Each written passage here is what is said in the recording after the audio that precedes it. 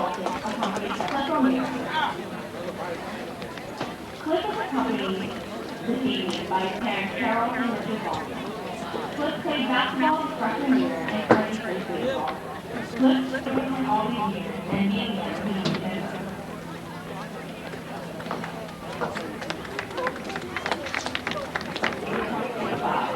And has been an honorable student throughout China. After graduation, she plans to attend a four-year college. Amanda would like to thank her parents and her sisters for all of their support throughout her life. Ryan Smith. Ryan is escorted by his parents while they are in grade. Ryan is a very involved in sports throughout his high school career. He played football for 4 years, judo, track, and baseball. Ryan is also a team member and taught us over home life to participate in the class. Ryan has been an honorable student for 4 years and is a graduation student.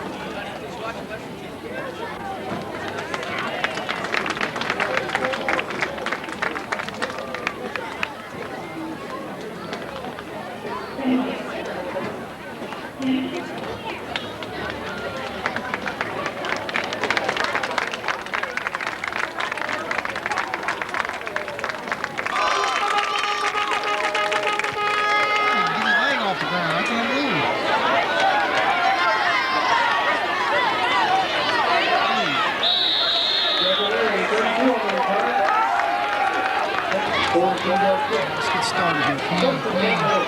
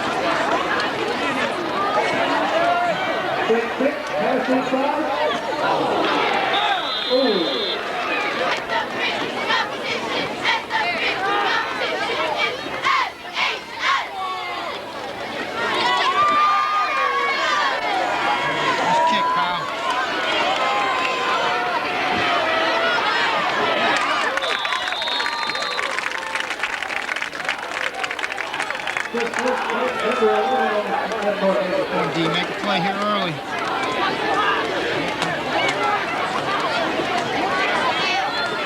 Make a play here early. There's 12.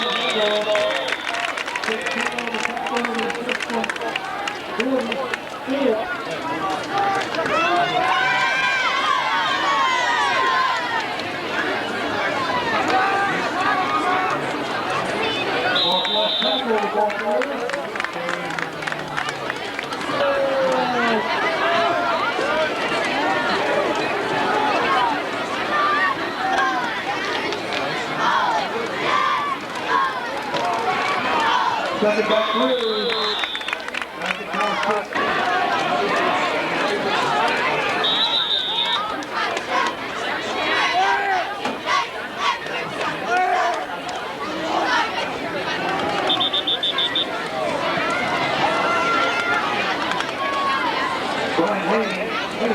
North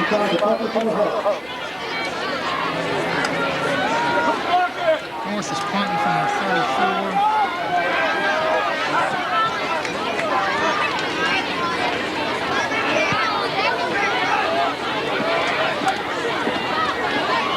He's running backwards again. Let's do it again here. Come on.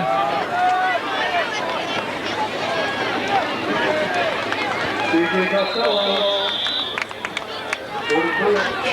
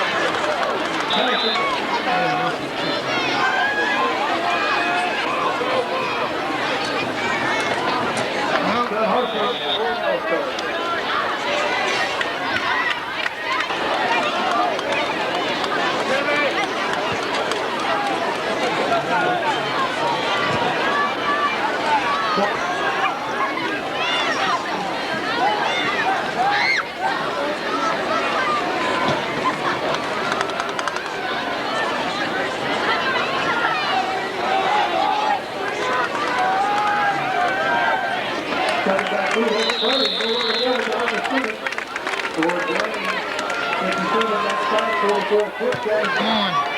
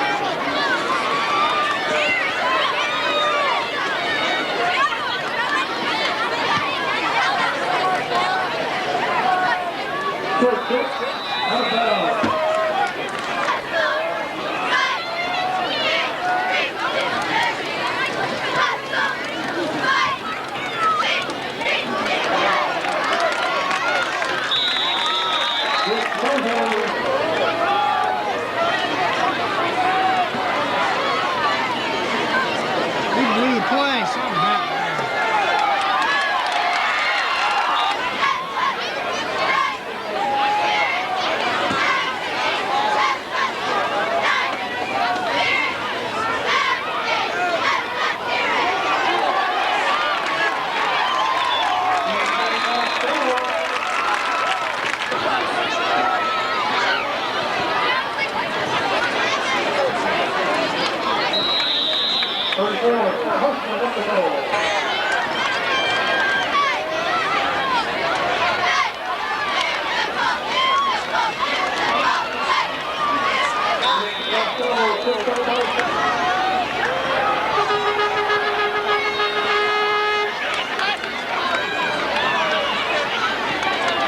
DJ Costello, wrapped up with the last 35 10 goal, 61.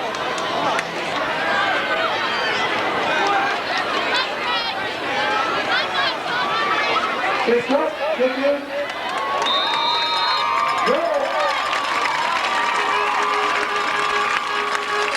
North Hagerstown 0.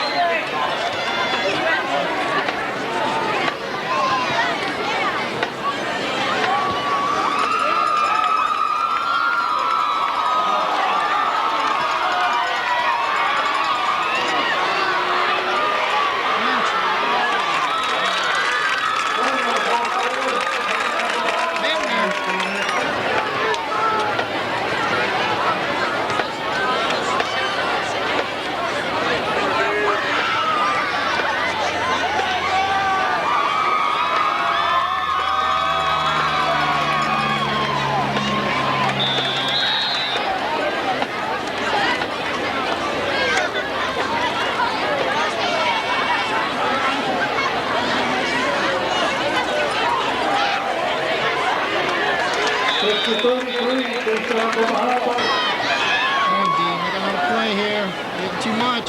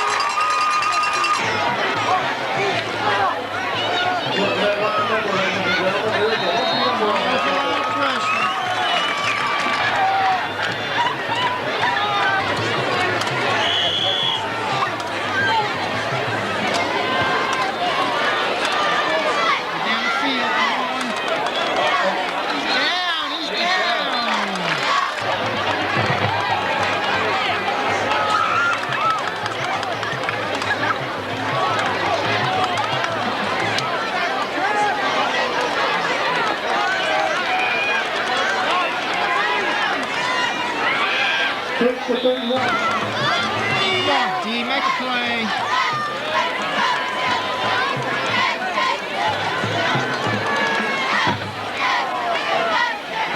Come on. We're getting a play from you.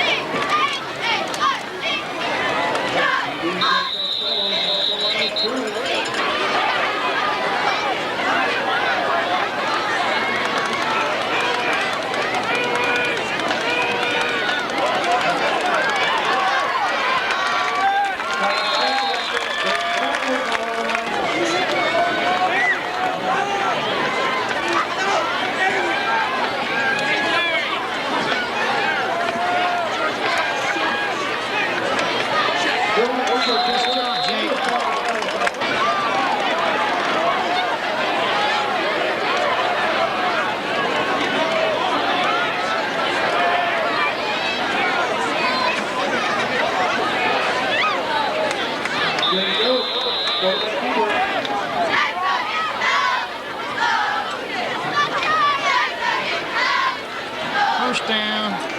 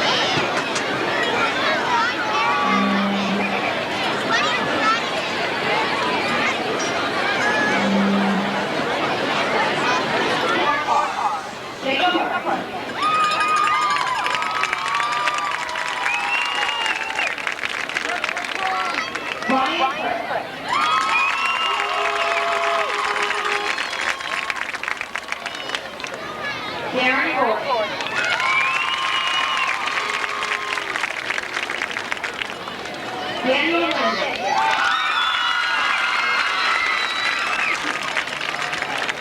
Jeffrey Manning.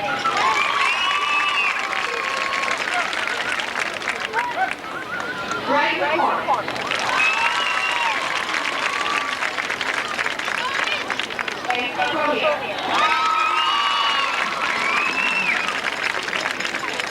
Member of the 2000 Homecoming Queen Award, Mary Gorgeous. Stephanie Burrows. Jessica Coe. Sarah Wilson. Lacey Dollar. Amanda Kaufman. And Kim Waver. Now let's introduce the 1999 homecoming, Trisha Tepler. Trisha will present the David team with the crown. And now, the Middletown High School homecoming team for the year 2008. Greg McCormick.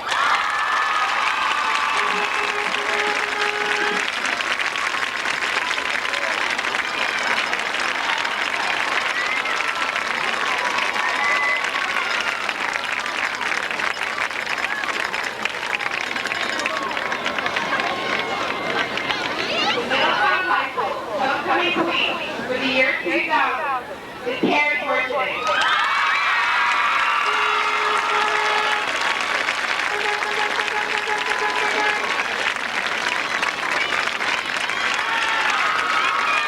Congratulations to all of the members of the homecoming court.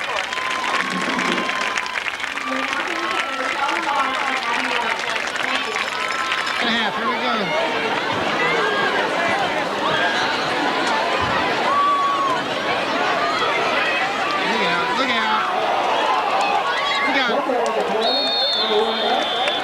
We're going to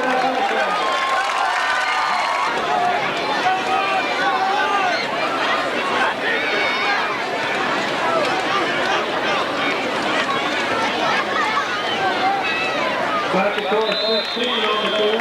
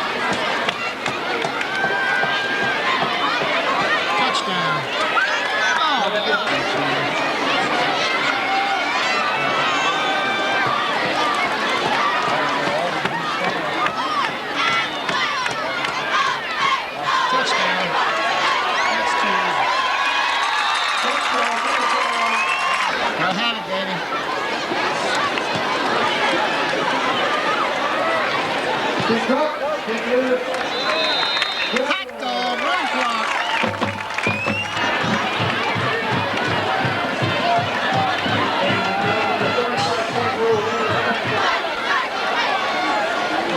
We're not funny here.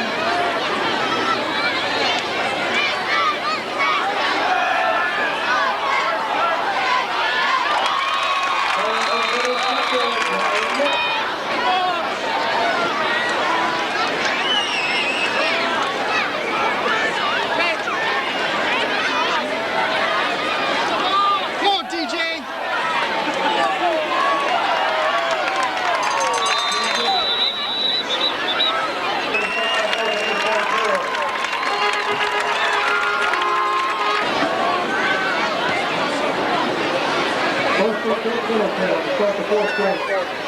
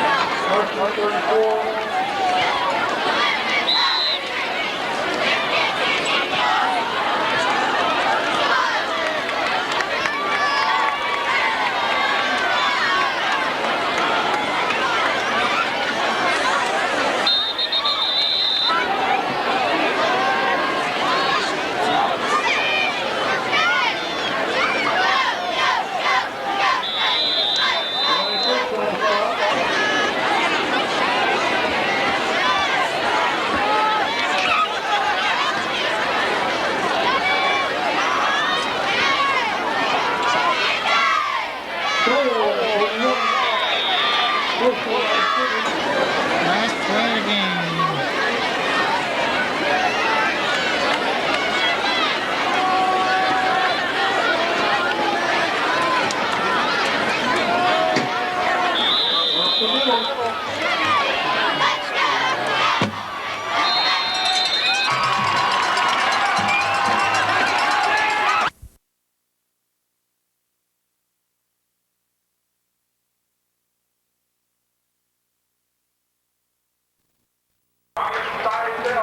Robbie Seidel, the biggest gain from scrimmage for Catoctin, out close to the 40.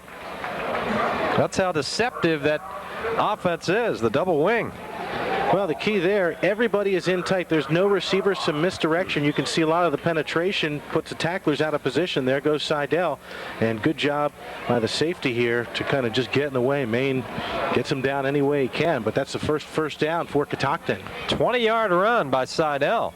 Looked like a rugby scrum. Nothing doing there for Forrest. He's taken down for a 4-yard loss. Well, that's the tough thing when you're down 20 and you're having trouble establishing the run. If you bring more guys in to help open some holes, it also allows the defense to bring more guys into the box, and you can see there were a lot of them right there in Forrest's box as soon as he got the ball. That was a little reverse.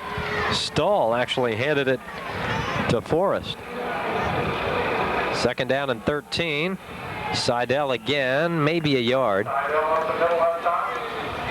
Hit made by Thomas DeMoss and also Ryan Fritz. And Sam Williams also there. You see the first back getting it there and immediately hit. Leans forward to make something out of it. It'll bring up 3rd down and 12 for the Cougars from their own 37. Nesbitt looks to pass, has some time, fires incomplete. The intended receiver was Seidel, but he was covered well by Williams and number 22, Nathan Kreidler. Well, Nesbitt going to take the snap. A little bit of play action there. Picks up a nice block, nice cut down block. Yeah, that was Forrest. Yeah, Forrest on that. And you can see just a little jump pass trying to hit Seidel just over his outstretched hands. Brings up another 4th down. Tell you, Jason Cutsail cut down there by Forrest. That was a mismatch, but good block there by Forrest as he got down low. That's the way you got to do it. Punt by Jenkins. This is Maine trying to get around the corner. Got away from Stahl, but then Forrest nailed him at the 38. Well, if you were going to use a hunting analogy there, Stoll was the bird dog, kind of chased Maine into the position of having to cut it back, and then Forrest came and cleaned him up. See, they set up the return right.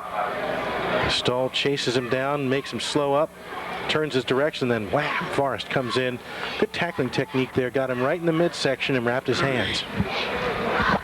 So 1st down from the 38 for the Middletown Knights. They lead by 3 touchdowns.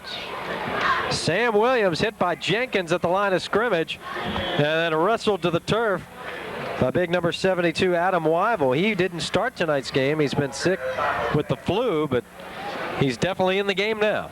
Well, you can see, and as Williams gets the ball, and here's a nice pop laid on him. Unfortunately, didn't bring the ball carrier down, and that's what size can do for you. Getting the first hit was Jenkins. And finally get some help. But again, size doesn't mean you're going to win every encounter, but it gives you an edge, and it gave Williams the edge there. 5 yards for Williams on that play. Brings up 2nd down and 5. Earp hands it off again up the middle. This is Costello. Breaks a tackle of Forrest. Nisbet and company finally bring him down at the 41 of Catoctin. So another big ramble there for DJ Costello. 14, 15 yards on the pickup. You see Costello runs out of an arm tackle there, and again, this time Forrest didn't get a chance to get up any head of steam, and he was smaller. That one he lost. He stood in there and took the hit and actually got back in on the tackle, but Costello gets 1st down yardage.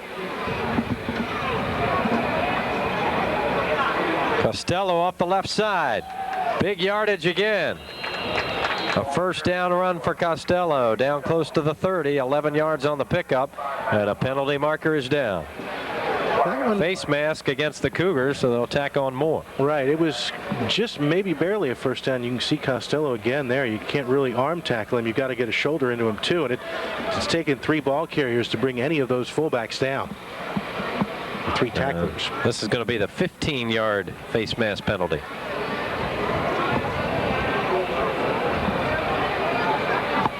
So that'll move the ball down to the 16, 17-yard line. So far on this drive, started off at the 39, 3 plays later, ball's moved 44 yards downfield, including the penalty. In a very quick amount of time. Fake to Costello, big rush. Pass completed. And a touchdown for the Knights. So they've scored their 4th of the night. Lee Palmer on the receiving end of the Earp pass. Has he missed one yet? No, he hasn't yet, and I think we've got him 5 for 5. Palmer, 5'6", 150. In amongst those big fullbacks, he maybe got a little bit lost out in the pattern after the quarterback Earp did a good job of evading the rush, and credit him for keeping the poise to find that receiver who may not have even been the primary receiver in that pattern. Earp looks like a veteran varsity quarterback. As I mentioned before, he did play and start all the games last year for the JV, but this is only his 2nd start as a varsity QB, and he looks like a seasoned veteran out there, especially when the first option's not available on the pass. He's done very well at improvising. Here's Zach Denton. Maine to hold. 28-0 Middletown. 7:08 remaining first half. That drive, 4 plays, 61 yards, aided by a 15-yard penalty. But even if you toss out the penalty yardage, still well over 10 yards of play. And this is a kind of a catch-22 situation for Catoctin. They're not as big, they're not quite as deep, and their same defensive players keep getting pounded by fresh fullbacks. You can see the play action, good pressure. Earp evades and then gets the pass off. A bit of a wobbler, but Palmer's there. He's going to just get into the end zone here. Nice hit on the run support coming up there by Kreitz. And James Bradfield was one who applied the pressure on Earp and made him scramble. Bradfield going for the sack, nearly had himself one. And credit to Kreitz there. I mean, that's a play that's right down near the goal line. He could give up on that. His team's down 3 scores, but he came and did his best and laid on a pretty good hit. Palmer just had enough to get into the end zone.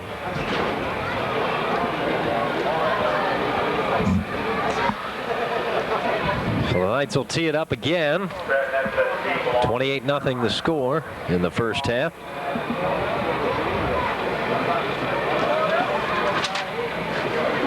Chris Strovel is sitting in for a vacationing Jay Combs. And we certainly appreciate Chris being with us tonight. It's a pleasure. Now, Jay didn't go to the Carolinas this week, did he? I don't think so. If he did, he'd be back. So Denton tees it up. Stahl and Nesbitt back deep this time. It's a Stahl from the 17. Cuts back to the middle of the field. And Stahl is down at the 30-yard line. An 11 or 13-yard return by Jeremiah Stahl. Now, Stahl does a little bit of everything. Runs the ball, returns kicks. Listed as a defensive tackle in the starting lineup. Not too many defensive tackles run about 160 as he does. And we'll see him more on offense as the game goes along, because Catoctin, the first down their last drive, wants to get some more first downs here and get something out of the first half. The pitch to Stahl. Following his blockers, and Stahl plows his way out for 4 yards out to the 34. So good push there by the Catoctin offensive line. Dillon made the stop for Middletown. Well, if you get 4 yards every time, it might take you a while, but you get downfield. You can see one of the blockers there getting pancaked by one of the defensive players, but Stahl, good job of just following that surge. 2nd down and 6 for the Cougars from their own 34. Pitch, Seidel. or Forrest rather, for 3 yards off the left side. So 7 yards on 2 carries on this drive. You can see the end there with some penetration forces Forrest to cut it up maybe a little bit more inside than he wanted back into the pile, but he still did get a few yards. Be a good time to get a conversion here. The Cougars' previous first down was on a long run by Seidel. Now 3rd and short, chance to get something going. So the Cougars have yet to convert on 3rd down. See if they can do it here. A fumble. They lost it on the exchange, and Catoctin maintains possession, but they lost a yard, so it's going to bring up 4th down and 4. That's the same thing, or close to the same thing that happened on 3rd down, a fumble previously on the first drive for the Cougars. And you see this one doesn't even get downfield right at the exchange, and it pretty much kills that drive there. So Jenkins is in punt formation again for the Cougars. Lavely back deep with Main. Line drive kick. Main chases it down at the 34. Main swings it outside, breaks a couple of tackles. And Main with a nice return to the Catoctin 42-yard line. Now the Cougars had a couple of players that could have brought him down after about 15 yards, but he just had enough elusiveness. You can see Fields the punt going backwards. Looks for the wedge to set up. He's got Lavely out there to block in front of him. He chooses to cut it right, and then you can see some pursuit here. A couple of players almost take themselves out. He's going to make another cut, and finally coming back, Stull, who's been on seemingly most plays, knocks him down. 24-yard return by Main. And Middletown starts its possession in Catoctin territory at the 42. Costello knocked backwards by 3 Cougars. Jenkins, Stahl, Nesbitt, and Bradfield all in there. 4 Cougars. So you can see Stahl gets a high five as he heads back to the huddle. You see, actually, it looks like Costello may have run into his own blocker there, and that gave the Cougars some of the help they needed. And you can bet they want to get as many guys to the football as they can with the size of those Middletown fullbacks. Costello's not the kind of guy you want to get up ahead of steam. You want to stop him either at or behind the line of scrimmage. Earp on the option play. He'll take off. And Stahl makes the stop at the 39-yard line. He had help from Seidel. Well, I think we've called Stahl's name on about each of the last 5 plays for the Cougars. He seems to be everywhere, lines up inside the line, and here he still pursues down the line. You can see Earp makes a pretty early decision to keep it, and he turns it upfield, also coming in for help on the tackle with Seidel. Timeout for the Knights with 4 minutes exactly on the clock. That's the time left in the first half. 28-0, Middletown with the lead. 4 different players have scored for the Knights, including Lavely, Williams, Costello, and Palmer, and they've done it with 2 passes and 2 runs, so they've mixed it up very nicely here tonight, and they've had a solid effort from the quarterback, Jake Earp.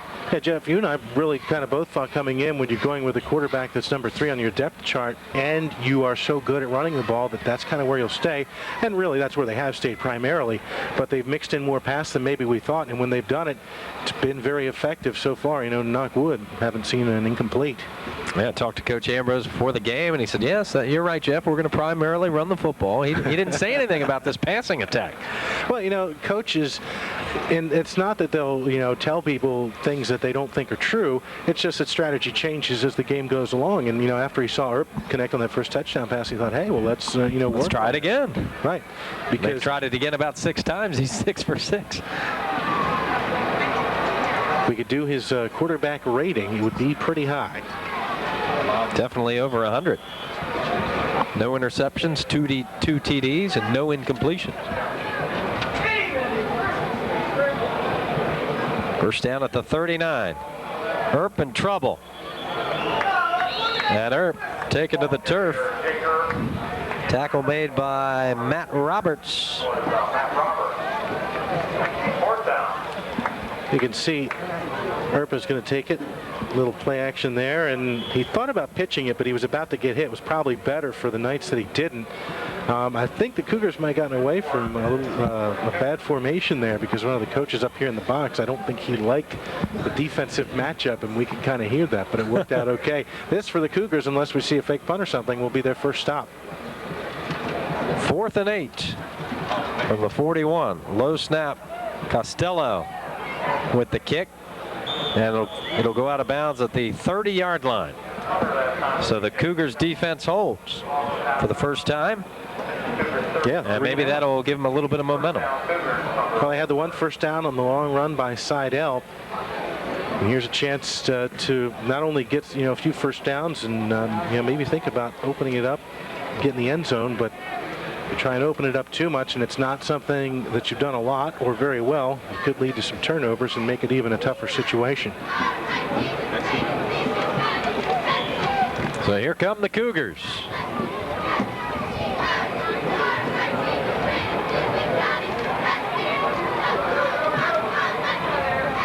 And a couple of yards straight ahead. Out to the 34-yard line as Seidel picked up the yardage. Dillon made the stop for Middletown. And again, a pretty fair first down game. We've seen a couple of those, and you can see just a big old kind of a rugby scrum coming out of that double wing offense. And you can see there are no receivers out wide, so everybody is in tight. Pitch to Stahl. And he gained maybe 1 yard before he's pushed backwards. Fritz and company there. Sam Williams, who doubles and plays defense as well. Credit to Nesbitt there. He gave the handoff, and then he went back and tried to become a lead blocker, and you can see him flying past the pile on the screen. I mean, there hasn't been any quit on the Cougars, that's for sure. And these guys like Nesbitt and Stull and Seidel. 3rd down and 5. Back to pass. Oh, and Forrest almost recovered and made the catch after he tipped it. Lavely and Main on the coverage, but that was a good-looking ball by Nesbitt. Yeah, it was, and it was almost a highlight reel kind of play. You can see a nice adjustment at the end of the route to try and come back for it. Nesbitt gets it up. Nice little spiral. You're right, Jeff. And you can see Forrest come back inside, and probably one, as he replays that in his mind, he's going to say, I needed to have that. Nice adjustment to come back and getting a chance to get two hands on it. 4th and 5. Big rush, and Jenkins was hit. He does a smart thing going down, but no flags. And Maine returns it out to the 43.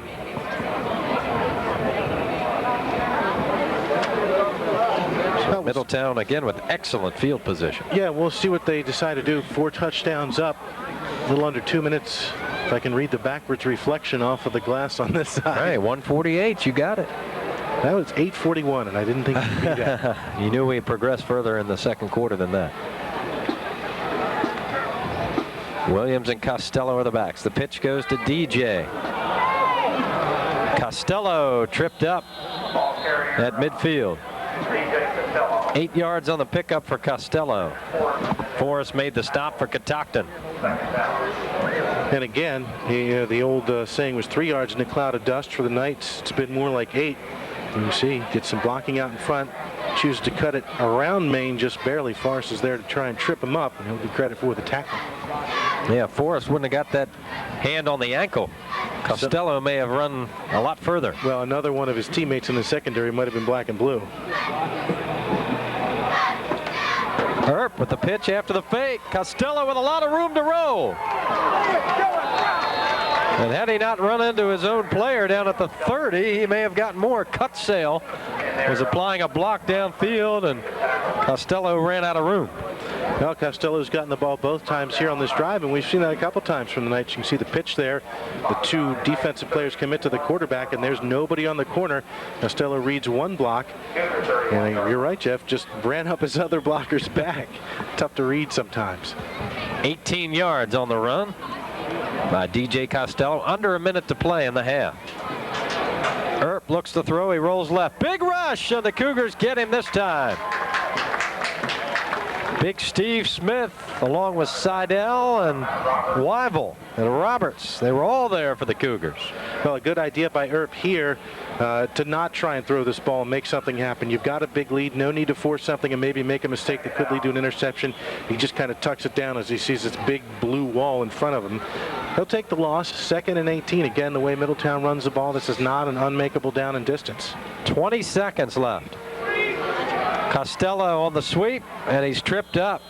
Good open field tackle by Forrest down at the 30-yard line. And it looks like time may run out on the Knights.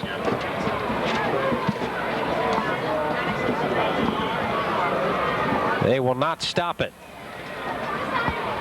That's the end of the first half. The Knights with 4 touchdowns, 2 passing and 2 running. 4 different players have scored for Middletown as they lead Catoctin at the half. We're back with more after these messages. The Catoctin Cougars and Middletown has put on quite an offensive show. They have 2 touchdowns running the football and 2 TDs passing. And Chris, Jake Earp, the quarterbacks, put in a fine effort this evening, and DJ Costello with over 100 yards on the ground. Well, Costello 113 yards by my chicken scratch and only on 10 carries, so 11 yards a pop. When you get a first down on average when you touch it, you figure the scoreboard's going to be in your favor. A guy we saw early on in the first half who hasn't carried much late, Brian Moore, 3 carries, 30 yards. And one of the other big fullbacks, Sam Williams, 6 carries, 52 yards. Middletown somewhere in the neighborhood of 200-plus yards on the ground. And Earp, the quarterback, like you mentioned, just 6 passes. They've all been complete for 66 yards and 2 touchdowns. He's also showed some good decision-making in terms of a couple of times when he decided not to throw, and also when he's running the option. Sometimes, you know, you get a quarterback who hasn't played a lot of varsity competition. He might pitch it too soon. I mean, that's kind of a dangerous play if you think about it, with a quarterback who's in his first varsity start. But he's made all the right decisions, and hence the 28-point lead for the Knights. And Earp has used 5 different receivers for his 6 receptions. He's spread the ball around nicely, and they've used a bevy of running backs. And some of those Cougar captains out there have put in a fine effort this evening as well. Forrest and Stahl the running back, and Forrest has played very well defensively, and he's also carried the load somewhat offensively. Well, those have been the 2 guys in Stahl. There was a series of about 7 or 8 plays in a row where offensively and defensively we were mentioning his name on every play. Also, Seidel has had a good ball game. He had the 19-yard first down run, which was really the bright spot so far for the Cougars in the first half, and their only first down of the first half is 25 yards. So the Knights head back onto the field, and the Cougars should get the ball to begin the second half. Middletown didn't take very long to get their first score, just 1 minute and 28 seconds, as they had good field position to open the game. And then Ken Lavely received a pass from the quarterback Earp from 8 yards away for the first touchdown. Sam Williams had a 3-yard touchdown run to make it 14-0 after the point. Zach Denton, of course, with 3 extra points tonight, and Maine with 1. And then DJ Costello rumbled for 15 yards away in the second quarter. And Lee Palmer had a 16-yard pass reception from Jake Earp for the 4th and final touchdown of the first half for the Middletown Knights. So that's where we stand now. Denton is teed it up, and he's ready to kick to the Cougars, who started to run the ball a little bit better late in that second quarter. They also had a defensive stop in the second quarter on the next to last possession. Of course, the clock stopped the Knights on the last possession, so a little bit of defensive momentum as well.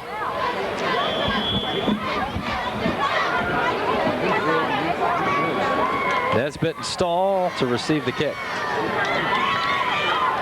This is Stahl from the 13. And Jeremiah heads up the middle. He's out to the 29-yard line. That's where the Cougars will start. 16-yard return for Jeremiah Stahl. And Stahl did what you want to see a kick returner do. On kickoff returns, you want to just get going right away. Sometimes on a punt, it might take a little dance or a juke to try and free something up. But with a kickoff, you want to start up field as soon as possible, and that's what he did. Yeah, just get it and go on the kick.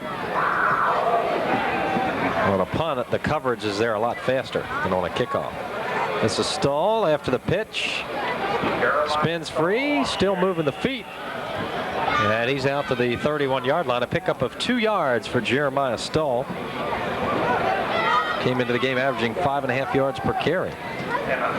And, you know, with all the big hosses, we talk about them running the ball. A lot of those guys turn around and play linebacker. You can see Stahl got past the first line of tacklers there, and And he got punished for it as those big linebackers came up and got him. Yeah, Catoctin dressing just about 20 players tonight. They have 4 players out with injuries this evening. This is Stoll again. He found a seam, and he's out to the 37-yard line. He was one step away from breaking that a lot farther downfield. Looks like it was Williams that might have tripped him up. You can see he starts right and then sees the hole open up the middle, cuts it back. Fritz there to make the time. Fritz it was. So good looking run there for about 7 yards. 3rd down and 2 for the Cougars from their own 37.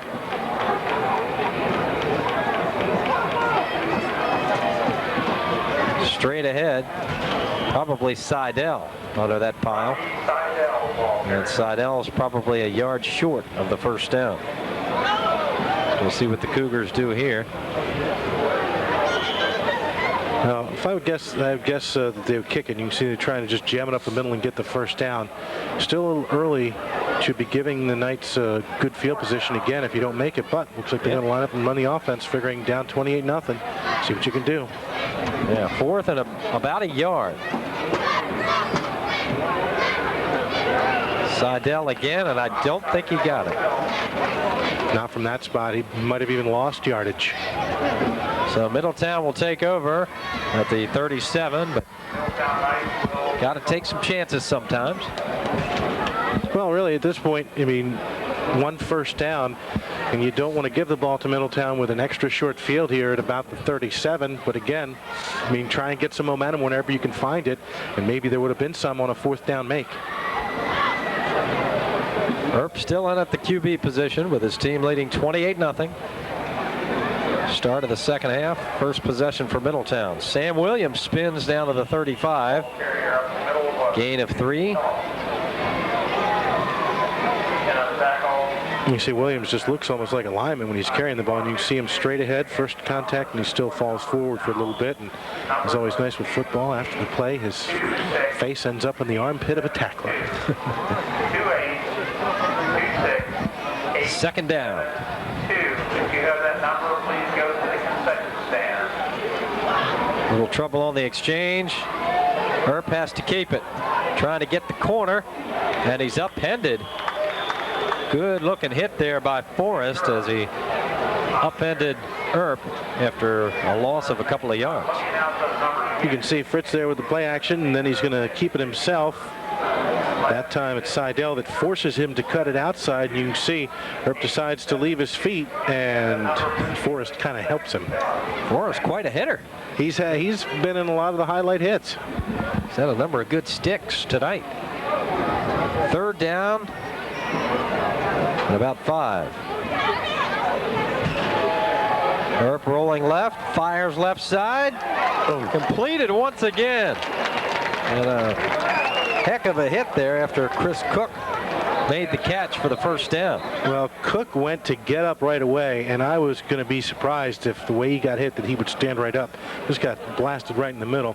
You can see Earp rolls, has time, just flips it out there. A little wobble to it, and you can see Cook makes the catch and takes a shoulder right there, and I think that was Forrest again. What a hit. And Cook still down at the 21-yard line. So first down reception for Chris Cook, but he paid dearly for it. You can see that ball's in the air, and he's looking back, has to reach back to get it, and wham, just takes it right in the ribs. I think that was, again, Forrest that got him. I mean, nothing dirty about the hit at all. I mean, he was just extended, and he didn't get speared with a helmet. He just took a shoulder pad right into the midsection. So a player down with 8:55 remaining 3rd quarter, 28-0 to score. And Forrest has applied a number of hits. He's 5'10", 150 pounds. We had playing like a much bigger player. Yeah. And I guess the thing is to say for the Cougars that they've been on defense so much that he's had the opportunity to make some hits. Those are the type of hits you see college players making. We had Earp 6 of 6 for 66 yards in the first half. Don't tell me he's 7 of 7 for 70. Well, I have that as an 11-yard pickup from the 32 to the 21. So there's it again as Cook is. You can see the impact drove him off his feet. Cook is up and walking under his own power with Coach Tim Ambrose. Hey, Chris, what day is it? 4. Yeah. So he appears to be okay, and that's good news. A first down for the Knights at the 21. Lee Palmer is out to the right side. And now the Knights will huddle up again. Palmer listed at 5'6", 150. He had the touchdown catch earlier. You can see him. He's standing there in the huddle, and he's got all these big bruisers around him. He's almost lost in the huddle. See him comes out to the near side, Palmer. And Lavely is wide left. The big guys, Costello and Williams, behind the QB Earp. Sam Williams. Williams going for pay dirt. He's there. Sam Williams with a 21-yard TD run, his second touchdown of the night. Well, Williams that time, you know, he's another big guy, but again, they went largely untouched into the end zone. The holes there have been there all night, and whether it's been right or left, inside or outside. He's up to about 75 yards rushing now and 2 TDs. Zach Denton on for the extra points.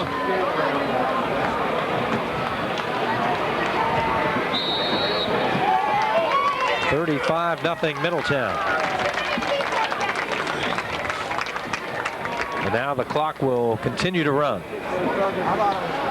And high school football, once the team gets a 35-point lead, the clock continues to roll. So that's the situation we're in right now. See, Earp is just going to turn and give to the second back through. And again, you can see the downfield blocking by his lineman getting out in front of him as Josh Strite picks up a block from Palmer there, and just a couple of incidental touches on the way to the end zone. And look who was there right at the last second before he got into pay dirt, Forrest, trying to make the stop. Now, Forrest, you know, fighters put little notches on their fuselage of their plane when they score hits in combat. Forrest has a couple of those tonight. Well, however they do it, stars on the helmets or whatever, he's got a lot racked up this evening with some big hits. So the Knights with 5 TDs tonight. They've only been stopped one time by the Middletown defense and one time by the clock at the intermission. I remember I went to high school in Hartford County and graduated '87. There was no such thing as the running clock rule. And I don't know how the players feel about it, but I think in general it's a pretty good rule. It only takes effect in the second half. I think it saves possible injuries, and, you know, it saves coaches from having to deciding whether to go for another score to make it 58 or something. But again, you know, there's still a lot of time left, and not saying that Catoctin is going to come back and score 40 points and take the lead, but get some positivity. You know, maybe get something on the board. The season's still barely just got underway, and there's 7 games left. Exactly. Get some momentum for next week. Nisbet from the 10. He lost control of the ball, picked it back up. And Nisbet out across the 20-yard line. So he made a nice recovery there after fumbling the ball initially. Occasionally you'll see on a play like that where a kickoff is muffed that'll sometimes lead to a return because the defense gets out of its lanes. You see, maybe he wasn't quite sure whether he was going to take it or Stull might take it. He picks it up, and by that time the defense is closed in. Lavely, one of the guys there to help take him down, along with Zach Denton. So Denton, the kicker, in on the stop. Usually that happens way down the field. So the Cougars keeping it on the ground. And Stull picks up a couple of yards off the right side of the line. Following the blocks of number 56, James Bradfield. You can see not only a little bit of a size advantage, but you can see some strength there. One of the Middletown players had Stull by the jersey, and he was trying to twist away and couldn't quite do it. He did eventually, but the effort kind of took him to the ground. 2nd down and 8. Nisbet looks to throw. Fires incomplete. So Nisbet with no time to throw on that one. He had to scramble out of the pocket. Nobody downfield. Well, that's a good dump. Not going to be intercepted. Jenkins was in the general zip code, so he wouldn't be called for grounding. You can see he tucks it on his hip here, but the pressure is there. He doesn't get time to set, and at this point, you're just trying to unload it so you don't take a sack. And he does a good job of throwing it out of bounds, so it can't be an interception. Very smart play. instead of trying to force it. Even saw an NFL quarterback, Trent Dilfer, on a play like that when he actually stepped out of bounds and tried to throw the ball down the field. And it got intercepted. I don't know. I don't look like there might have been another exchange there. In fact, I think Middletown gets the ball out of this. There was. They didn't see it.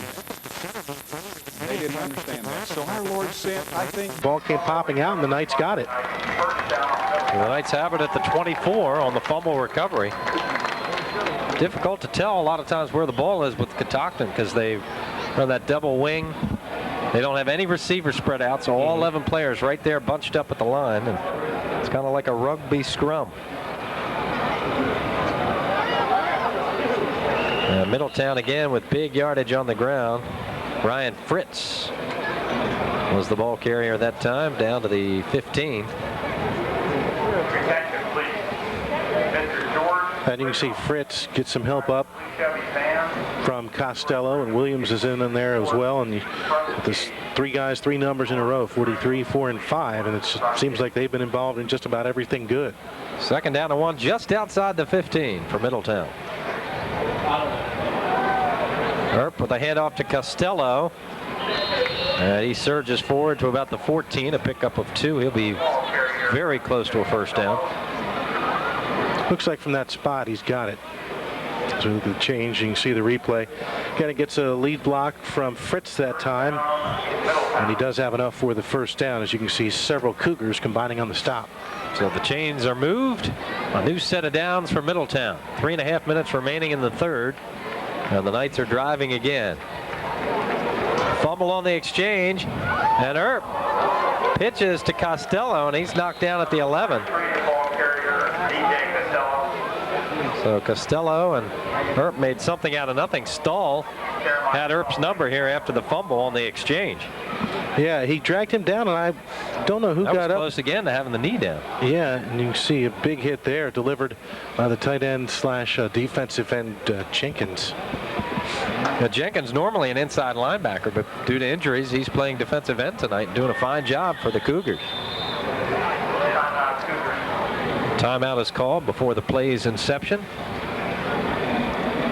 So the Cougars burn a timeout with 2:58 left to play in the 3rd. Well, that's evidence of the running clock, because we've just barely had a couple of possessions here in the 2nd half, and already down to 3 minutes left in the 3rd quarter. So the Cougars take a break with 2:58 remaining, and they trail 35-0. Only 1 touchdown so far in the 2nd half. It was run in by Sam Williams from Middletown from 21 yards away. That's a little bit of an example of how consistent their offense has been. It hasn't been 80 and 90-yard touchdown plays. They just march downfield 10, 12 yards at a time, and we've seen a lot of the touchdowns are in that 10 to 15-yard range, and of course now the one for 21, not much farther. Yeah, only 1 touchdown play of 20 yards or more. That last run by Sam Williams. TDs have been from 8 yards, 3 yards, 15 yards, and 16 yards. The Knights are ready. Cougars come back onto the field. 2nd down and 7 from the 11-yard line.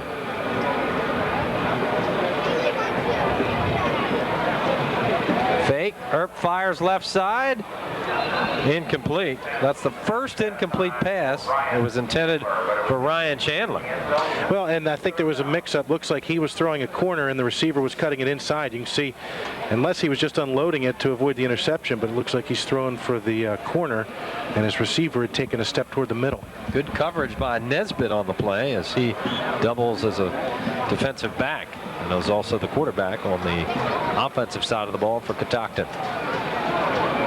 3rd down and 7. Earp hands it off up the middle. Fritz, touchdown Knights. Ryan Fritz scores for the first time tonight, an 11-yard touchdown run. 4th TD on the ground for Middletown. Yeah, and they've scored a lot of different ways, and this one just kind of an up the middle kind of play on 3rd and fairly long. And again, and just another situation where the fullback or even if it's a second back through, they're all pretty big guys. They're not having a hand laid on them at the line of scrimmage, and they get a chance, like you mentioned earlier, Jeff, they get up ahead of steam, and, you know, there have been guys like Forrest who have been throwing themselves in the way of some of these big guys, but more often than not, they haven't been touched.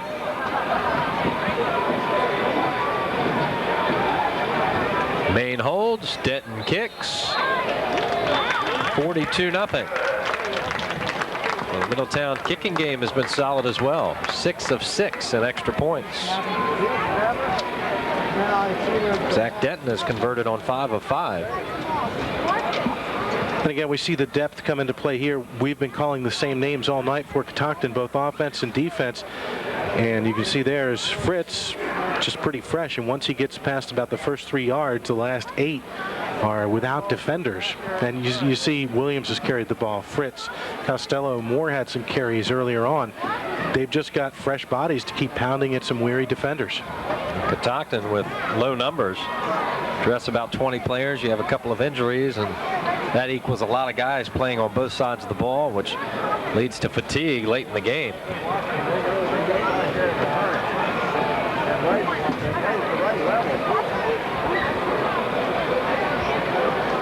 Down inside of 25 seconds now as the clock continues to run. We'll see if they actually get this kickoff in the third quarter. About 40 seconds remaining in the quarter. I read my backwards 5 is 2.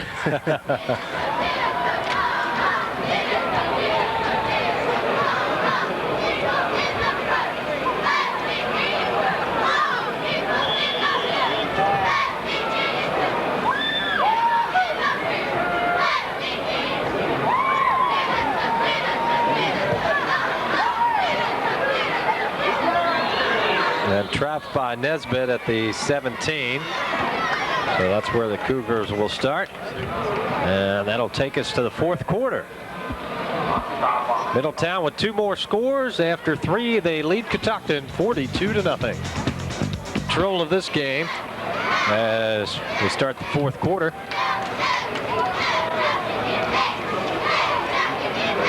Many different weapons for the Knights tonight. 5 different players have scored touchdowns. The latest was an 11-yard TD run by Ryan Fritz. Sam Williams, the only multiple touchdown player for Middletown with 2 touchdown runs. Williams 74 yards rushing, and DJ Costello of Middletown with 118 on the ground. Nice pass by Nisbet to Forrest, and he's tripped up at the 24-yard line. Tackle made there by the Knights by Nathan Cridler. So the first completion for Nisbet, and on all of his pass attempts, he's looked pretty good. He's got a nice tight spiral. When he has time, he can throw the ball. Yeah, and they haven't chosen to throw, obviously, very much to this point. You can see, just gets out there. I don't know if that might have gotten tipped or not, but either way, it ended up in Forrest's hands. And you can see Forrest, he goes down there and he slaps the ground in frustration. He wanted to try and shake that. 2nd and 2. This is Forrest. Has some room on the left side, and he rambles out close to a first down near the 27-yard line. But credit Forrest with not giving up in any way, shape, or form. And it is a first down for Catoctin. Second of the ball game. First came on Seidel's 19-yard run back in the second quarter.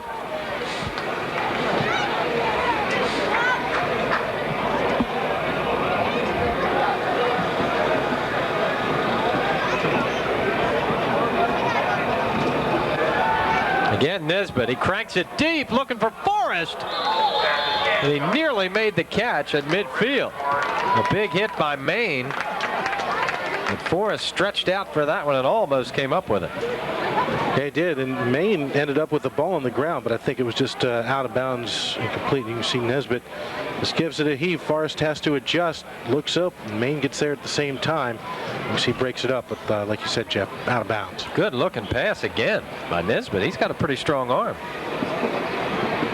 Well, the double wing offense in the wing T, which is very close to it, they're predicated on establishing the run, and it's tough to throw much once you get down a couple of scores. The reverse, this is Forrest.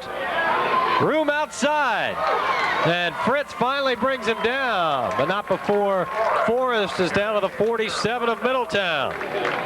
A big run there. I'm sure it's been said before, Jeff, but run, Forrest, run. Yeah, 25 yards on that play. You can see the double handoff. Stahl gets it first. Forrest, you can see with the pursuit going left, he goes back right. There's elusiveness, gets him around the corner on that side, and finally Fritz is going to help knock him down, but not until after a big pickup. Yeah, and Fritz chased him for about the last 20 yards of that run. He just kept going and finally got to him. First down for the Cougars. And Seidel tripped up down at the 40. A 7-yard pickup. So Catoctin getting the running game going now, 32 yards on the last 2 runs. Well, and you might say that with the running clock in the fourth quarter, but we can still see it's a lot of starters that are on the field for the Knights. You see Forrest goes in motion. But instead, first back, Seidel gets it left side. Gets shouldered to the ground there, but good power moving forward through the tackle for a few more. Quick burst for Seidel after he got through the seam. Second down and 3. Keeper. Nisbet, first down. You can see Forrest getting up slowly after that play. He was out there again trying to throw a lead block. It looks like he's holding his right arm. So you turn, play fake, gives time for Forrest to get out there and give a lead block, and that he does. And look, he just knocks that defender back a couple of yards, and that is enough. I think that was Lavely he knocked back, but it was enough to get just a few more yards. It looks like they may want to measure this one. Yeah, that's very close, right along our line of sight.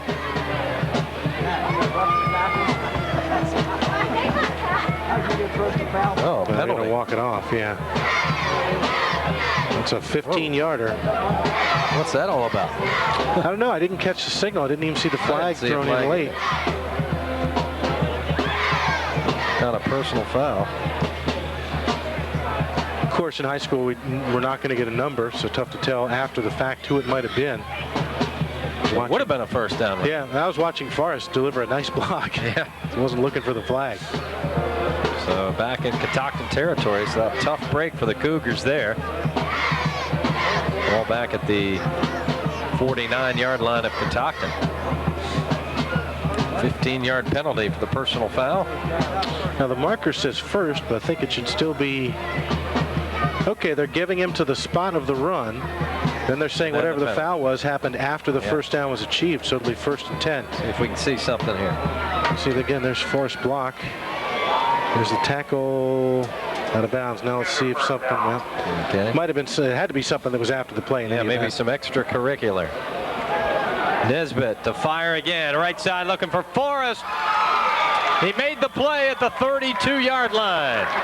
He held on after juggling it, and he stayed in bounds. You can see he's getting some congratulations from his teammates. Again, Nisbet drops, looking for Forrest all the way. He's been a key guy here in the fourth quarter. Just shakes a defender. The safety can't rotate over Maine quite enough, and you can see the dance there, and he gets his feet down. He was a juggler and a dancer. Yeah, he can do it all. And Nisbet continues to impress with that strong arm. First down, Cougars.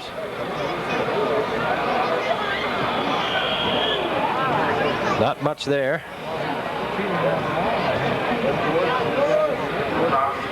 Seidel for maybe a yard. Well, we've seen, though, for the Cougars here, their first kind of extended movement of the ball. And again, it bears noting that there's still a lot of first-team defenders from Middletown in there. So here's some positives that the Cougars were looking for. The Cougars have put together a couple of first downs. And unless we're in the CFL, we can't have that many guys moving at once. No. So that'll be a 5-yard penalty for illegal procedure.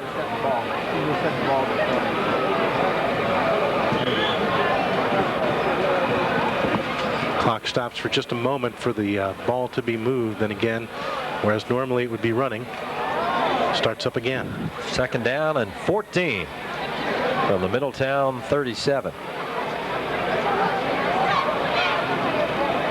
Nisbet to throw. Wheels it out left side, intended for Forrest again, incomplete. bravely on the coverage. And why not look to Forrest with some of the plays he's been making lately? That's a tough throw, though. You throw it 35 yards laterally across the field to only throw it upfield about 5 or 6 yards. A lot of bad things can happen. There's several defenders that can step in and maybe run the other way a long way with it. So sometimes on that kind of flare out, an incomplete isn't the worst thing that could happen.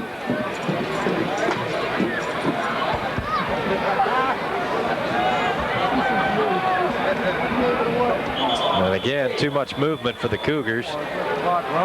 Procedure will cost them 5 more yards. Now, 2 flags flew on this one from the referee here on the near side and one from the judge in the offensive backfield.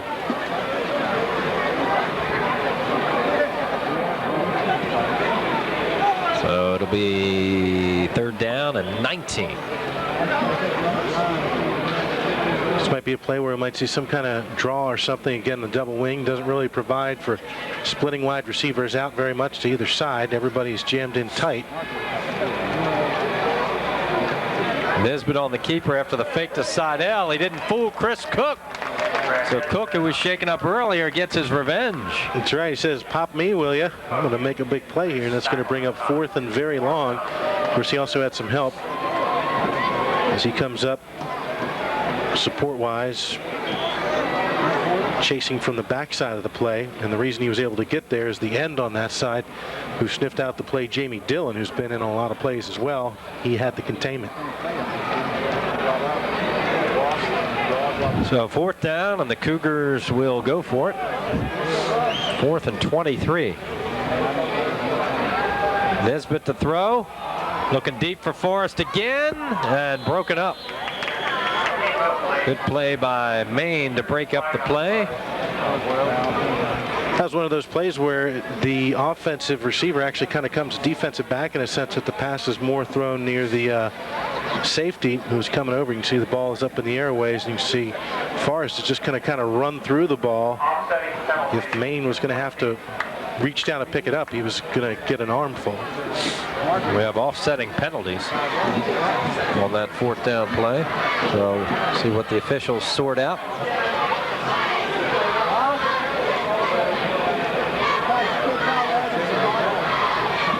Looks like maybe a platoon change coming on for the Cougars. I don't know if this would mean punt.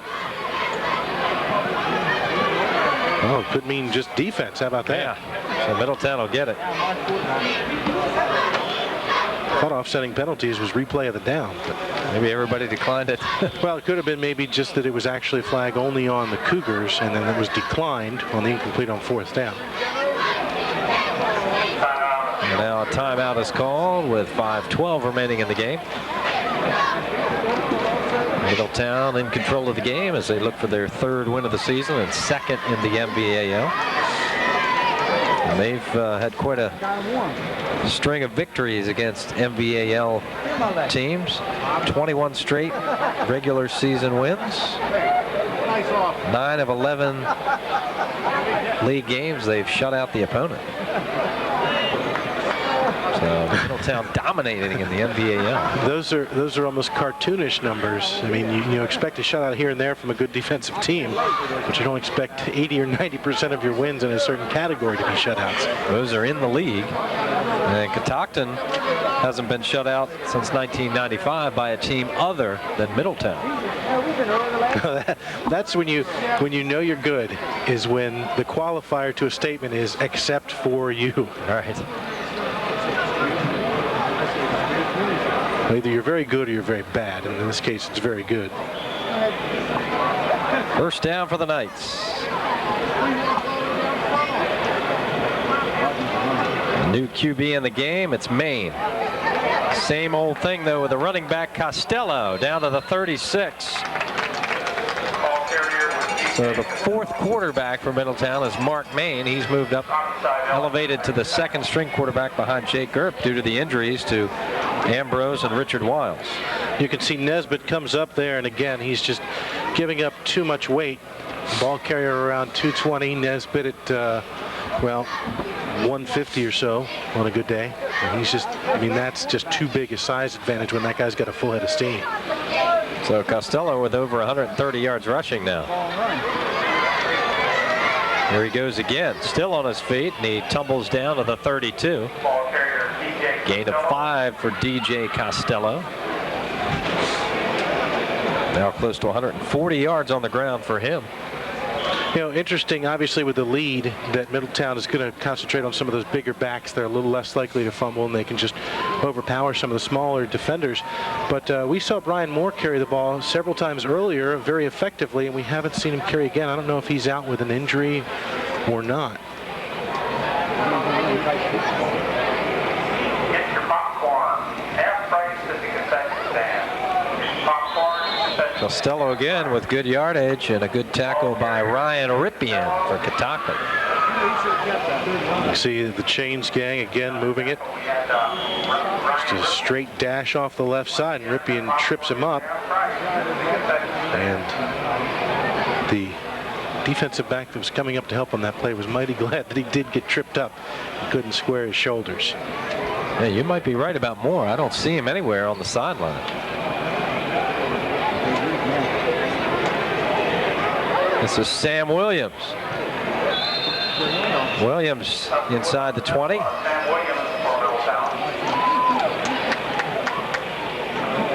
And again, the clock just moving as Middletown very content, despite the fact that Earp has thrown the ball very well. At this point, there's not really much need to throw it. You see the first back through gets it. Stull again there on the end of that tackle, also Seidel. Second down and about 4 for the Knights. Costello breaking tackles, and he rambles inside the 10. A first down for the Knights. Nothing fancy, just straight handoffs. Well, at this point, if you're Middletown, you know, maybe some things you're concerned about. As you can see, Costello again, this time a little bit of contact at the line, but not much, and it's going to take 3 or 4 guys to bring him down, including John Little. But you want to stay healthy. I mean, you know, if you try to do a lot of fancy stuff, you might get someone hurt. You want to escape healthy because the win's not in question anymore. They've had enough injuries already with the 2 quarterbacks, top 2 QBs going down. Costello again tiptoes his way down to the 4. Gain of 5 yards. Jared Ambrose, the #1 quarterback who was injured on the first series in the game against Thomas Johnson, will have surgery to repair that ACL on Monday. And then he'll have a lot of rehab ahead of him. Got to be a tough thing as you get into your senior year and you really have a lot of hopes and dreams. But again, a guy who probably will be playing on Saturdays at some time in the future. And a good tackle there in the open field by Stull to save a touchdown as Maine was headed for pay dirt. Again, and Stull and Forrest are the 2 guys we've called their names a lot, and you've got to credit them. I mean, this guy's not giving up, fights off the block, and just dashes out to knock down Maine. That was a heck of a play. I mean, Stull at 155 or 160 or whatever he is, he's lined up down. He's going to do it again maybe here. He's going to line up as a linebacker on this play, but he's been getting knocked around and stays with it. And there's the touchdown run on 3rd down by DJ Costello. Well, Costello gets in the end zone under a minute left. Now I guess 5 rushing touchdowns for the Knights, 2 through the air. 2 for Costello, that one from 4 yards out. He also had a 15-yard run earlier. And that may be it. They may have just enough time for an extra point, and that should do it. So Zach Denton on.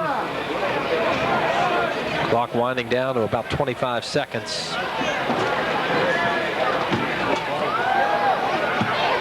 And now the pass. They almost got to 2. They were looking for Costello. Maine, the holder, is also the 2nd-string quarterback. And that'll be it. Clock keeps on moving. So Middletown won last year's game 45-0, and this year they win it 48-0 over the Catoctin Cougars. A dominant performance by the Knights as they scored 7 times, twice through the air, and 5 TD runs. Sam Williams and DJ Costello each with a pair of touchdown runs. Lavely and Palmer caught TD passes, and Ryan Fritz had an 11-yard TD run for the Knights. So a dominant performance, over 200 yards on the ground, and a Excellent job done by Jake Earp, the quarterback, who surprised us by throwing the ball 8 times and completing 7 for 2 TDs. Right, and the key was a lot of those were early on when the game could still have gone either way. Key situations. First drive, he culminates that with a touchdown pass. I'm sure that Middletown still would rather have their top 2 guys around and with that senior leadership, but if you're going to be thrown into a situation where the third stringer plays, you can't be anything but happy with what they saw tonight. So that'll do it from Catoctin High School in Thurmont, Maryland. Join us again next week for another high school football game, as Jake Coombs will join me at that time. We'd like to thank Chris Strovel for being with us. Chris, we really appreciate your efforts, and we'll see you again soon, I'm sure. Thank you, Jeff. Lots of fun. All right, that wraps it up. The final, Middletown 48, Catoctin nothing. Good night, everyone.